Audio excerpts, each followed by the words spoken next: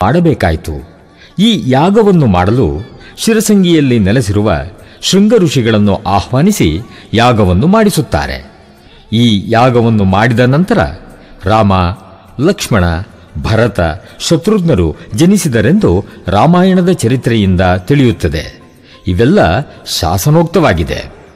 ಅದೇ ಶೃಂಗ ಋಷಿಗಳು ಈ ಶಿರಸಂಗಿಯಲ್ಲಿ 10 ವರ್ಷಗಳ ಕಾಲ ಘೋರ ತಪಸ್ಸನ್ನು ಮಾಡಿ ಶ್ರೀ ಕಾಳಿಕಾದೇವಿಯನ್ನು ಸಾಕ್ಷಾತ್ಕರಿಸಿಕೊಂಡು ಆ ಪ್ರದೇಶದಲ್ಲಿರುವ ಕ್ರೂರ ರಕ್ಕಸರಾದ ನಲುಂದಾಸುರ, ಬೆಟ್ಟಾಸುರ, ಹಿರೇಕುಂಭಾಸುರ, ಚಿಕ್ಕುಂಭಾಸುರ ಎಂಬ 5 ರಾಕ್ಷಸರನ್ನು ಋಷಿಗಳ ಪ್ರಾರ್ಥನೆಯ ಮೂಲಕ ಅವರೆಲ್ಲರನ್ನೂ ಸಂಹರಿಸಿ ಅಲ್ಲಿಯೇ ಸ್ಥಿರವಾಗಿ ನೆಲೆಸಿದಳು ಎಂಬುದು ಪೌರಾಣಿಕ ಐತಿಹ್ಯ.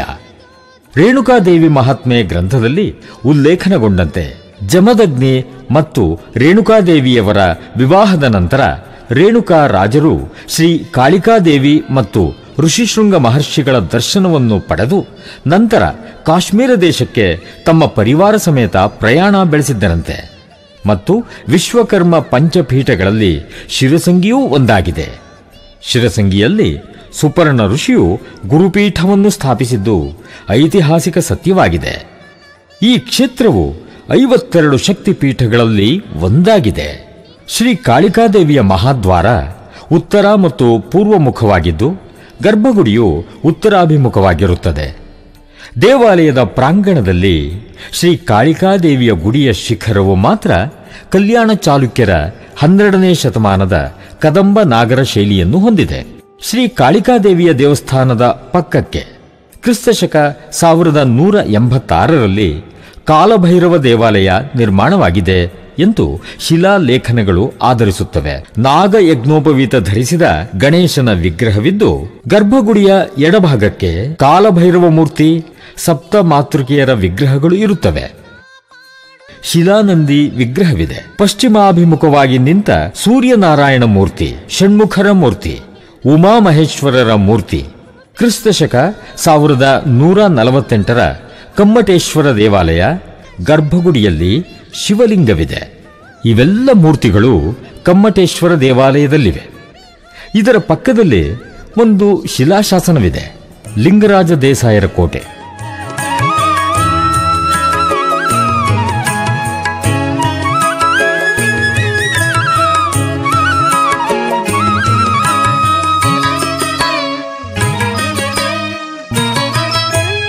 ಇದು ಸುಮಾರು 200 ವರ್ಷಗಳ ಪೂರ್ವದಲ್ಲಿ ಶಿರಸಂಗಿ ದೇಸಾಯರ ಸಮಕಾಲೀನ ಕೋಟೆಯ ಕಾಲಘಟ್ಟದಲ್ಲಿ ನಿರ್ಮಾಣವಾಗಿದೆ.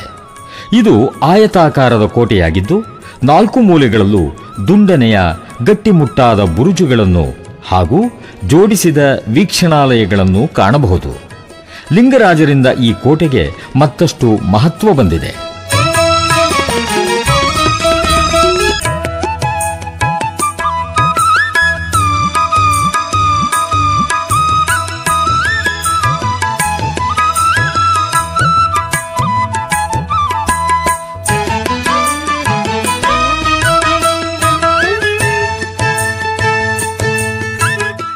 ಶ್ರೀ ಲಿಂಗರಾಜ ದೇಸಾಯರು ಭವಿಷ್ಯದಲ್ಲಿ ತಮ್ಮ ನಂತರ ಇಡೀ ಆಸ್ತಿಯು ವಿದ್ಯಾರ್ಥಿಗಳ ಅಭ್ಯುದಯಕ್ಕಾಗಿ ಉಪಯೋಗವಾಗಬೇಕೆಂದು ನಿಶ್ಚಯಿಸಿ ಆಸ್ತಿಯನ್ನು ದಾನ ಮಾಡಿದರು.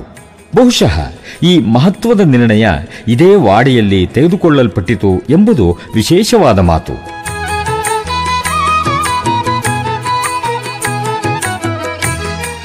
ಅದಕ್ಕಾಗಿ ಅವರಿಗೆ ದಾನಶೂರ ಶಿರಸಂಗಿ ದೇಸಾಯರು ಎಂಬ ಬಿರುದು ಬಂದಿದೆ. ಈ ಕೋಟೆಯು ಶಿರಸಂಗಿ ಶ್ರೀ ಕಾಳಿಕಾದೇವಿಯ ಕ್ಷೇತ್ರಕ್ಕೆ ಹೋಗುವ ಹಾದಿಯಲ್ಲಿ ಕಾಣುತ್ತದೆ. ಶಿಥಿಲವಾಗಿದ್ದ ಈ ವಾಡೆಯನ್ನು ಲಿಂಗರಾಜ ಟ್ರಸ್ಟ್ನವರು ಜೀರ್ಣೋದ್ಧಾರ ಮಾಡಿಸಿದ್ದಾರೆ. ದೇಸಾಯರ ಪುತ್ಥಳಿಯನ್ನು ಸ್ಥಾಪಿಸಿದ್ದಾರೆ.